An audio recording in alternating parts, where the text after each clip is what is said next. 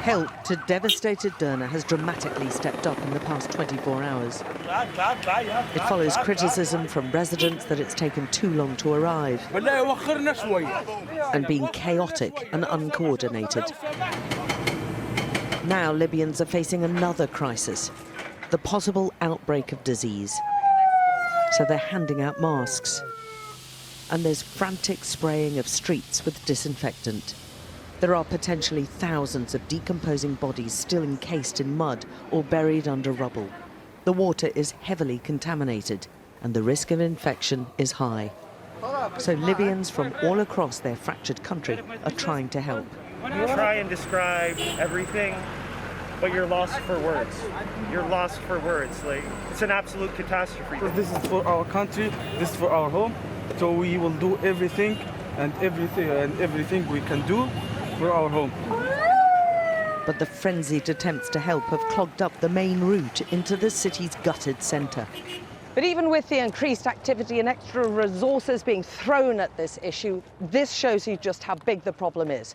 This didn't exist before. It was a tiny trickle of a stream if there were lots of rain and showers. Now there's a massive big scar right through the town, and all the buildings on either side have actually been flattened, taken away, or left destroyed.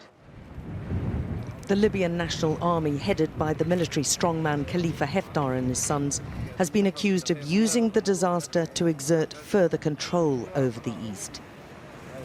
His commandos were anxious to show us their efforts to help, after being widely condemned for focusing on bolstering their power here rather than distributing humanitarian aid. The youngest Haftar son could be the next man in charge here. He's happy for us to film him shaking hands with soldiers from the west.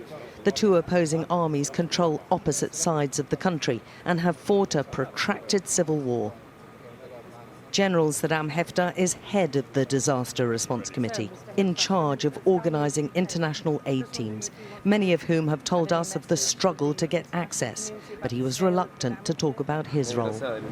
I see lots of people who need help for electricity, water, aid, everything.